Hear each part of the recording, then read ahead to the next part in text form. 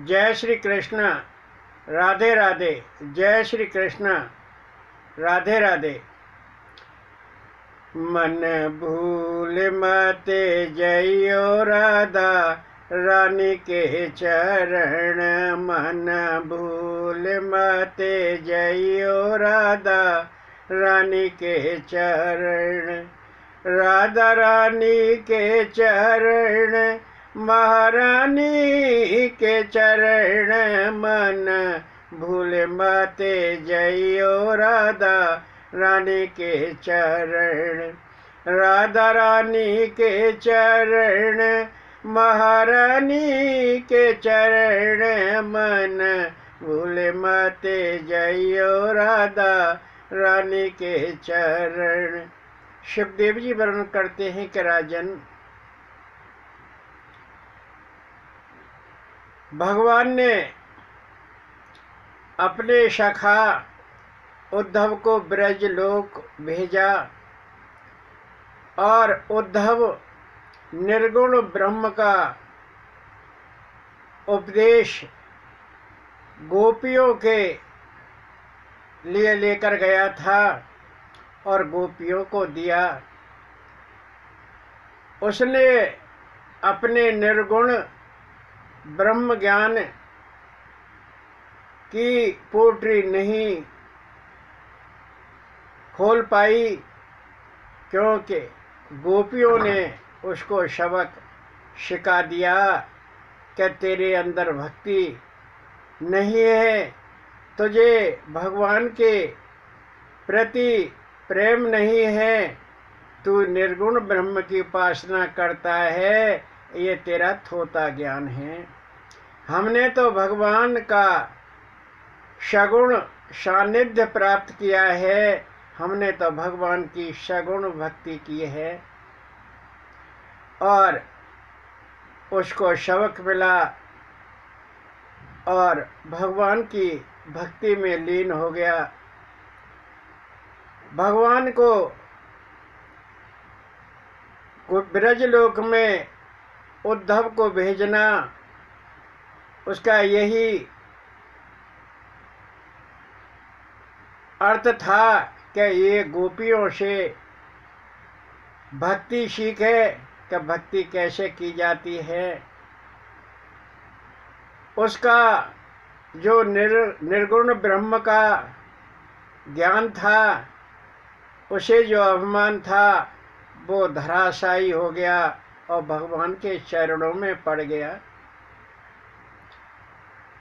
सुखदेव जी वर्णन करते हैं कि राजन, आज आपको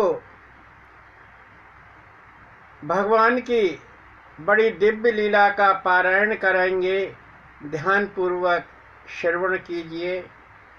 सुखदेव जी वर्णन करते हैं कि राजन, भगवान ने अपने चाचा अक्रूर से कहा कि चाचा जी, आप हस्तिनापुर जाइए और सुना है कि पांडव बड़े कलह कलेश में रहते हैं। उनके ताऊ धृतराष्ट्र ने उनका राजपाट छीन लिया है, उनकी कुशल क्षेम लेकर आइए।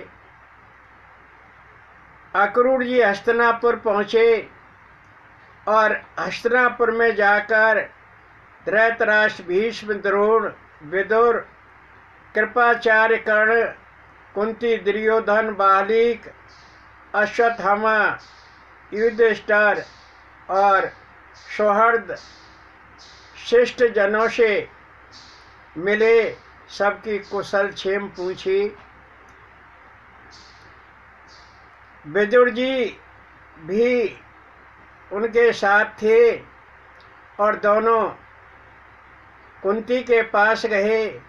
जब कुंती ने देखा कि मेरे मायका आया है, मेरा भैया आया है, उसने अपने भैया की कौड़ी भर ली और रोते रोते टप टप आंसू गिरने लगे।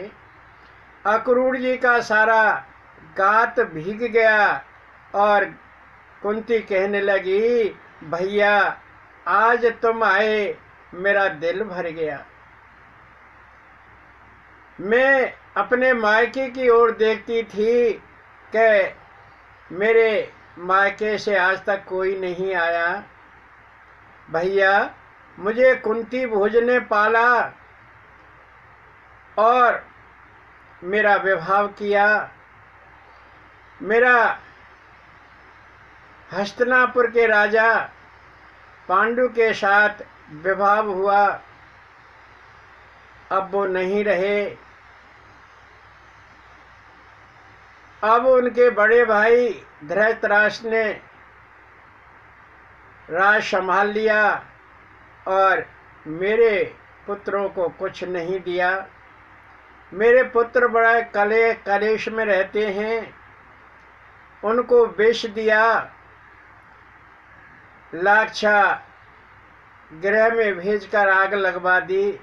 न जाने उन्होंने क्या क्या न जघन्य अपराध मेरे पुत्रों के साथ किया।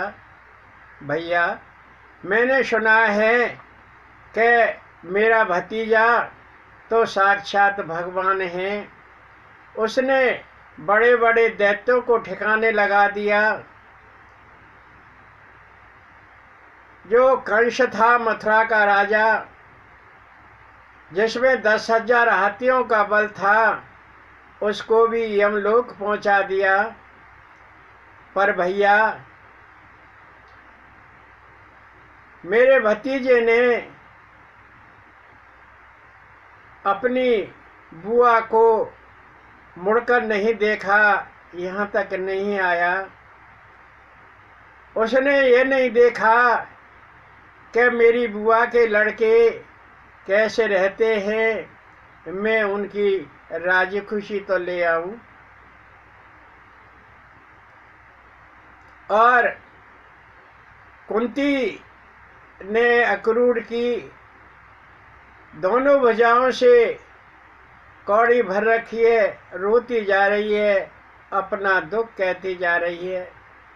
विदुर ने और अक्रूर ने कुंती को बहुत समझाया कि कुंती बहन, अब देर नहीं है, जल्दी आएंगे और जल्दी सब कुछ ठीक हो जाएगा, तू चिंता मत कर। अक्रूर जी धृतराष्ट्र के पास गए, धृतराष्ट्र को बहुत समझाया कि तुम बड़े धर्मात्मा हैं, परिवार में कुल में सबसे बड़े हैं, इसमें बड़े बड़े धर्मात्मा राजा हुए हैं, और आप इन बालकों के साथ ऐसा मत कीजिए, इनको भी राज दे दीजिए। तुम इतने पुत्र मोह में बंध गए हो कि तुमसे वह पुत्र मोह नहीं छूटता। धृतराष्ट्र ने कहा कि अक्रूर जी, आप कहे तो ठीक रहे हैं, पर मुझे पुत्र मोह है और ये सब बातें आपकी मेरे ऊपर होकर उतर जाती हैं, जैसे चिकने घड़े पर पानी नहीं ठहरता है। सुखदेव जी वर्णन करते हैं कि राजन, उन्होंने धृतराष्ट्र ने अक्रूर की एक नहीं सुनी और वहाँ रहते रहते कई महीने बीत गए। सबसे अलग अलग सामूहिक रूप से कुशल क्षेम पूछते बतियाते रहते। उन्होंने वहाँ का सारा भेद लिया और कहने लगे कुंती से कि बहन, अब मैं चलता हूँ। वह रथ पर सवार हुए और जैसे ही सवार हुए, कौरव सभा लगी हुई थी। कहने लगे, इस कौरव सभा में चलकर देखूं। अक्रूर जी कौरव सभा में गए और वहाँ देखा कि दुर्योधन ही परोक्ष रूप से राजा बना बैठा है। धृतराष्ट्र नाम के राजा है, वही सब कुछ करता है और उसी की चलती है।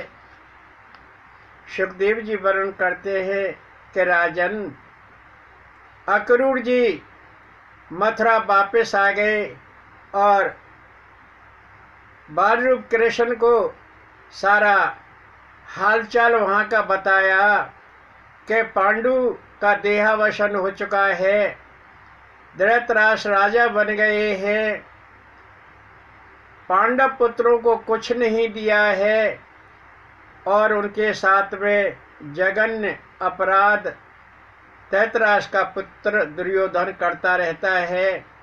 कभी विष देकर मारना चाहता है, कभी लाक्षागृह में बंद करके अग्नि लगवा देता है। सारा हालचाल कुशल क्षेम भगवान कृष्ण को बताई और आपकी बुआ मेरी बहन कुंती तो रोती ही रहती है, उसके आँखों से आंसू बंद नहीं होते हैं, अविरल धार बहती रहती है। अक्रूर जी ने सारी बात बता दी। सुखदेव जी वर्णन करते हैं कि राजन,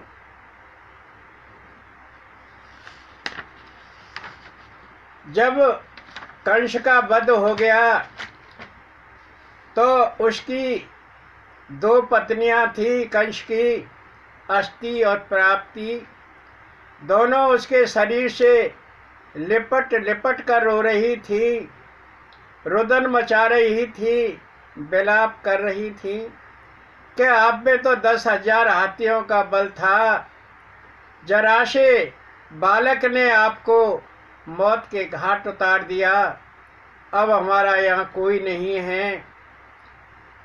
और दोनों पत्नी मगध राज के पास पहुंची, अपने पिता श्री जरासंध के पास पहुंची और अपने पिता जरासंध को सब कुछ बता दिया कि पिताश्री, अब हमारा मथुरा में कुछ नहीं है, अब हम वहाँ नहीं जाएंगी, हमें भय लगता है, हमें कोई मार देगा। जरासंध ने कहा कि मैं उस कृष्ण को सबक सिखाता हूँ, उसको मौत के घाट उतार दूंगा, आप चिंता मत कीजिए। जरासंध ने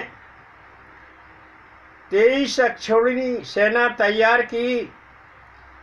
एक अक्षौहिणी सेना में 2,18,700 सैनिक होते हैं और 23 अक्षौहिणी सेना लेकर मथुरा पर चढ़ाई कर दी। जब मथुरा पर चढ़ाई कर दी तो बलराम कृष्ण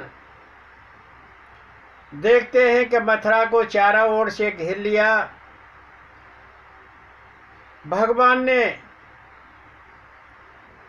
थोड़ा सा मौन किया और अस्त्र शस्त्र तुरंत आ गए। बलराम से कहा, दाऊ भैया ये हल और मूसल ले लो। जरासंध ने मथुरा पर आक्रमण कर दिया है, भयंकर युद्ध होगा। दोनों भाइयों ने जरासंध की 23 अक्षौहिणी सेना का संहार कर दिया। बलराम जी ने जरासंध को पकड़ लिया और उसको मूसल से मारने लगे। बालरूप कृष्ण बोले कि दाऊ भैया इसको मारना मत, क्योंकि ये हमारे मामा श्री का ससुर है और इसको मारना ठीक भी नहीं है, क्योंकि यह बार बार आएगा और 23 अक्षौहिणी सेना साथ लाएगा और हम उस 23 अक्षौहिणी सेना का हर बार संहार कर देंगे, दुष्टों का संहार हो जाएगा, पृथ्वी का भार उतर जाएगा।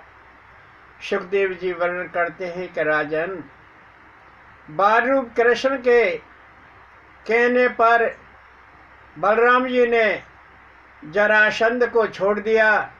जरासंध बड़ा लज्जित हुआ कि मैं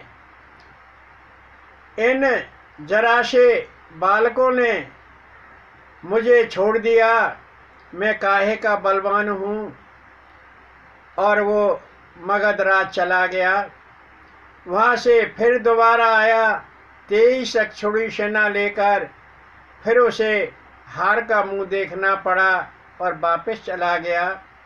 इस प्रकार उसने मथुरा पर 17 आक्रमण किए और 17 आक्रमण करने के बाद भी वह सफल नहीं हो सका।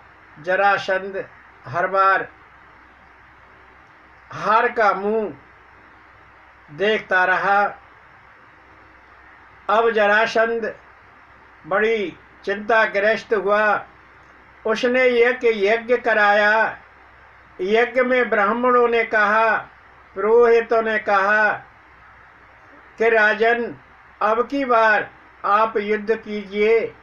ये 18वां युद्ध आपको जीत दिलाएगा और इसमें कोई शक नहीं है। जरासंध ने कहा कि ब्राह्मणों, यदि मैं ये 18वां युद्ध नहीं जीत सका तो मैं तुम्हें जिंदा नहीं छोड़ूंगा। सुखदेव जी वर्णन करते हैं कि राजन, जरासंध ने 18वें युद्ध की तैयारी कर दी और देवर्ष नारद जी को आभास हुआ कि काल यवन का क्या होगा, ये रह जाएगा। तुरंत देवर्ष नारद जी काल यवन के पास पहुँचे। काल यवन त्रिलोक में बड़ा बलवान है, उसके सामने कोई नहीं टिक पाता। देवर्ष नारद जी ने कहा कि काल यवन मगध राज से जरासंध युद्ध करने के लिए आ रहे हैं और तू उनकी सहायता कर। मथुरा पर जाकर चढ़ाई कर दे। और 2 बालक हैं, बलराम और कृष्ण, और उसमें कृष्ण है तो बालक, अभी 11 वर्ष का है, लेकिन बड़ा बलवान है। उसने अच्छों को धराशायी कर दिया। काल यवन ने पूछा कि उसका हुलिया क्या है। देवर्ष नारद जी ने सब कुछ बता दिया। पीताम्बर धारण करता है, कानों में कुंडल, हाथों में कड़े पहनता है, पैरों में पायजेब होती है और ठुमक ठुमक बड़ी मस्त चाल चलता है। काल यवन तुरंत मथुरा में 3000 मलेच्छ लेकर पहुंच गया और मथुरा पर चढ़ाई कर दी। और वो देख रहा कि देवर्ष नारद जी ने जो बताया था वो कौन सा बालक है। मैंने और किसी से युद्ध नहीं करना, उसी से युद्ध करना है। काल यवन के सामने से बालरूप कृष्ण निकले और काल यवन ने पहचाना कि यह हूबहूब वही बालक है, वही कृष्ण है जैसा देवर्ष नारद जी ने मुझे बताया था। वो काल यवन एकदम कृष्ण की ओर दौड़ा और कृष्ण तुरंत बड़ी तेजी से दौड़े और एक पहाड़ की ओर भागे। वह धौलागिरी की कंदरा में घुस गए। धौलागिरी जूनागढ़ के पास है और उसमें एक बड़ा डील डॉल वाला मनुष्य सो रहा था। काल यवन पीछे पीछे दौड़ रहा था और बालरूप कृष्ण ने अपना पीताम्बर उस मनुष्य पर डाल दिया और तुरंत जाकर कहीं कंदरा में छिप गए। काल यवन वहाँ पहुँचा, देखा कि बड़ा डरपोक है, तू इतना बलवान है तो मुझसे युद्ध क्यों नहीं करता? तू रण छोड़ है, रण से भाग कर आया है और यहाँ गुफा में आकर छिप गया। तू बड़ा बहरूपिया है, बड़ा छलिया है। उसने काले वन ने उसको जगाया और जैसे ही काले अवन पे उस मनुष्य की दृष्टि पड़ी, वह भस्म हो गया। जैसे ही वह भस्म हुआ, भगवान श्री वासुदेव तुरंत उपस्थित हो गए और मुचकुंद जी ने पूछा कि आप कौन हैं, कहाँ से आए हैं, आपका नाम और गोत्र क्या है, आप इस भयंकर गुफा में क्यों आए हैं? यह बड़ी भयावनी गुफा है, यहाँ निरा जंगल है, धौलागिरी की पहाड़ी है। सुखदेव जी वर्णन करते हैं कि राजन, मुचकुंद जी ने कहा कि आप मेरा नाम और पता पूछेंगे तो मैं आपको बता देता हूँ। मेरा नाम मुचकुंद है, मेरे पिता मानधाता थे और हम 3 भाई थे, प्रकोष्ठ, अम्बरीश और मुचकुंद। एक बार देवासुर संग्राम हुआ, देवता हारने लगे। इंद्र देव और देवताओं ने मुझसे विनय की, मैं उनके पास युद्ध करने के लिए चला गया, उनकी रक्षा की।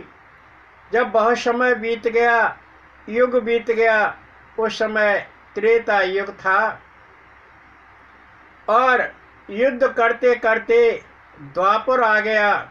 जब देवताओं को कार्तिकेय सेनापति मिल गया तो उन्होंने कहा कि मुचकुंद जी, अब आप विश्राम कीजिए, आपने हमारी बड़ी सहायता की है, हमारी रक्षा की है और आप वर मांगिए।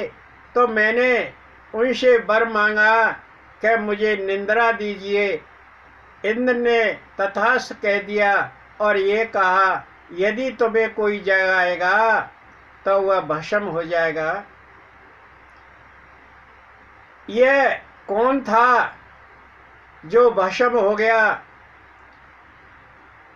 बालरूप कृष्ण ने बताया कि वैसे मेरे अनंत नाम हैं, मेरे अनंत रूप है, मेरे अनंत गोत्र हैं, लेकिन वर्तमान में मैं देवकी का पुत्र हूँ, वसुदेव जी का पुत्र हूँ। मुझे वसुदेव जी का पुत्र होने से वासुदेव कहते हैं। माखन चुराने के कारण माखन चोर कहते हैं। वन में रहने के कारण वनचारी कहते हैं। गऊ चराने के कारण गोपाल कहते हैं। गोवर्धन गिर को उठाने के कारण गिरधारी कहते हैं। मुरासर को मारने के कारण मुरारी कहते हैं। और ब्रज में रहने के कारण ब्रजलाल कहते हैं। नंदलाल जी ने मेरा पालन पोषण किया, नंदलाल कहते हैं। मेरे अनंत नाम हैं, ये मैंने आपको वर्तमान नाम बताए हैं। और ये जो भस्म हुआ, ये काल यवन था, आपको मेरी ही प्रेरणा थी, जिससे काल यवन आपकी दृष्टि पड़ने से भस्म हुआ। और इतनी बात कही, आप मुझसे वर मांगिए, आप मेरे परम भक्त हैं। मुचकुंद जी ने कहा, हाँ मैं समझ गया, गर्गाचार्य ने मुझे बताया था कि द्वापर में तुम्हें कृष्ण मिलेंगे, आप कृष्ण हैं, प्रभु आप साक्षात भगवान हैं। और मुचकुंद जी ने बड़ी उनकी स्तुति की और कहा कि प्रभु मुझे माफ़ कीजिए, मैंने आपका कभी नाम नहीं लिया, मैं युद्ध लड़ता रहा। प्रभु मुझे आप अपनी शरण में लीजिए और मुझे अपने चरणों का दास बनाइए, मुझे कुछ नहीं चाहिए और मैं थोड़ी देर ही ठहर सकता हूँ, सवेरा होने वाला है। सुखदेव जी वर्णन करते हैं कि राजन, भगवान ने उनको वर दिया कि तुम निर्भय रहो, तुमने मेरी बड़ी भक्ति की है और तुम अगले जन्म में नरसिंह भक्त के रूप में अवतरित होंगे। और मुचकुंद जी भगवान का आशीर्वाद लेकर गंधमादन पर्वत पर चले गए और वहाँ नर नारायण की कथाओं का श्रवण करते भगवान की भक्ति में लीन हो गए। जय श्री कृष्णा, राधे राधे। जय श्री कृष्णा, राधे राधे।